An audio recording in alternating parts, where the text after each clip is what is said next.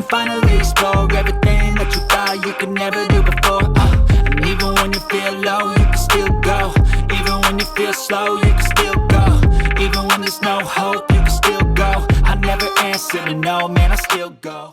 Well, guys, I was in the office doing some phone calls and stuff, and Bailey kind of already started the painting process, so I didn't really get a lot of that on tape. But as you can see here, did gray on the doors, each door panel, painted the wheels gray, and then just kind of painted everything else black.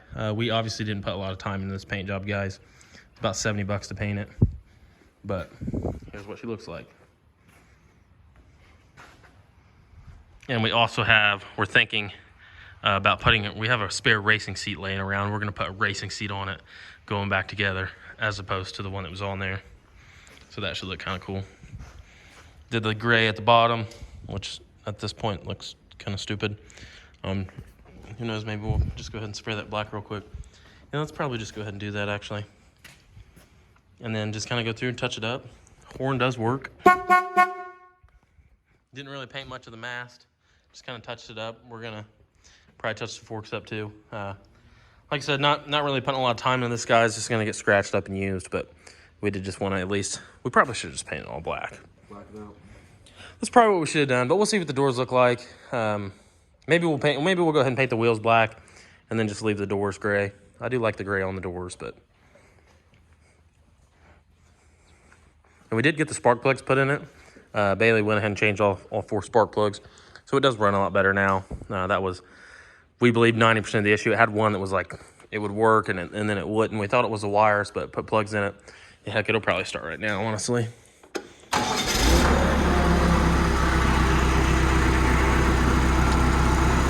Runs pretty good now. It does have a coolant leak though. I think there's a hole in the radiator, maybe 3/4 of the way up, because I filled it up with coolant the other day and let it sit, and came out here next morning and there was a big puddle on the ground, probably a quart at least of coolant or so. So we got to see where that's coming from. But when we first picked it up, checked the coolant, it was a little low in the radiator. So I think it's maybe at the top here somewhere. I don't see any moisture, but that's my best guess. This thing will probably never get driven long enough to even need coolant, but definitely something we need to look into. So.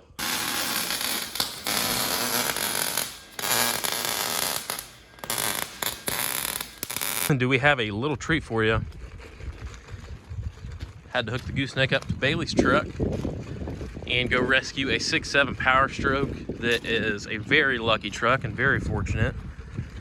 This vehicle had some about 10 gallons of DEF put into the fuel tank by accident, and the individual actually caught it before he even turned the ignition on. The ignition has not even been cycled with the DEF in the fuel system. So we got really lucky. He knew he screwed up. He was putting the containers of the DEF in the back of the truck, and then he realized that this had happened. So we pulled the fuel pump fuse so we could turn the ignition on without cycling fuel through the fuel system.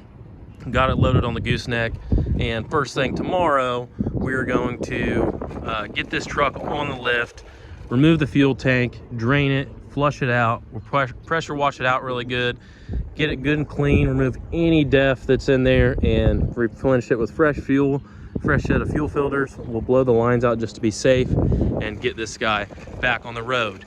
He just saved himself about, I don't know, 10 grand by doing so, simply catching this issue before, you know, he started it. It saved him around $10,000. He said he had actually accidentally done this once years ago, and it cost him $13,000. A fuel system on this truck just for the parts and labor. It's like 10 grand. It's a ton of work. We got really lucky on this, guys, and we're gonna get this thing squared away and back to the customer tomorrow. So I think this would actually be a really cool representation to show how bad diesel exhaust fluid is on a fuel system. You can hear the tone of the Raptor now. It's actually sucking DEF fluid in, and the DEF separates from the diesel and goes to the bottom of the tank. But if I lift it up to where it's sucking in diesel, you'll hear the tone of the pump change here in just a second. Hear that? That is interesting.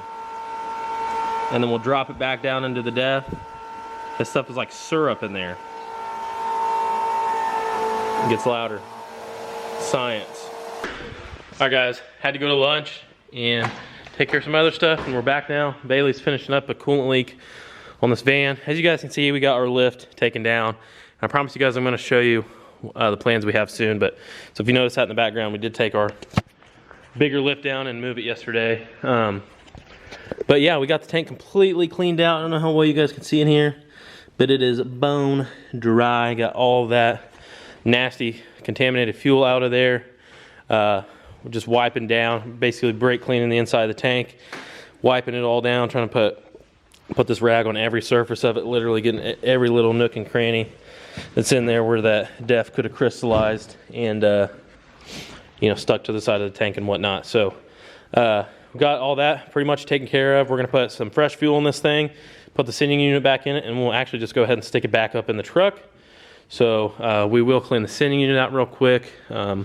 I need to spray it down really good just because it definitely was sitting in that DEF, and we got to get it clean before we can stick it back in. So I believe they'll consider this in the water set. Yeah, definitely water separator on the front of the tank.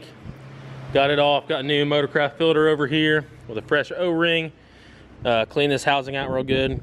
Any sediment settled down here in the bottom. So we got this cleaned up nice and good. Put a new filter in it. Stick it back in, and then we'll have to change the filter still up at the engine bay. It's a Motorcraft part. I'll show you guys part number if you need some fuel filters, and I think that's part number.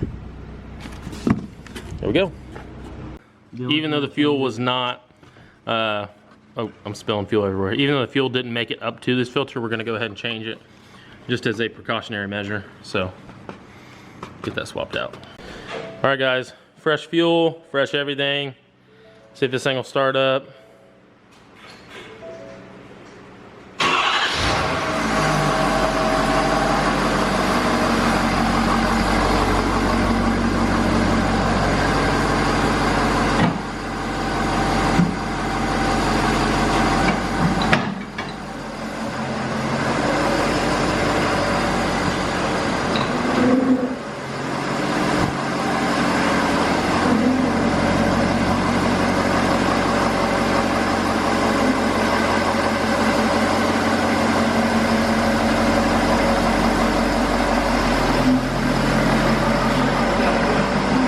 Yeah.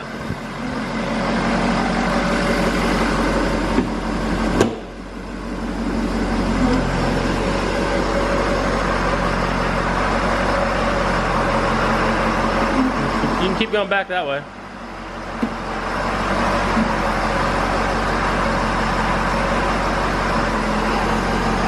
Kind of hard to get out of here. The big trucks, you gotta really know what you're doing. That is going to wrap up the end of this video. We have quite a mess going on here right now, but we got an LML engine that we got to get ready to send in for a core because we have that truck out there that needs an engine. So we've been kind of scrounging parts all morning, dealing with junk and trash and scrap blocks and getting a core ready for that truck. Anyhow, what do you guys think? The racing seat. I think it turned out pretty good. I asked Bailey if he had it in a good spot, and he said yes. Welded it on. It's really comfy. It's not like, it doesn't feel like awkward or anything, and it just kind of looks cool. So paint job's been holding up. It's now actually like a week later since we painted it, and yeah, it's looking really good. So with that being said, guys, that's going to wrap up the end of this video. Appreciate each and every one of you guys for stopping by today and checking out what we got going on the channel. I know it's dark and you can't see me. There you go. Now you can see me. But leave a like down below, subscribe to the channel, and we will see you guys on the next one. See you guys later.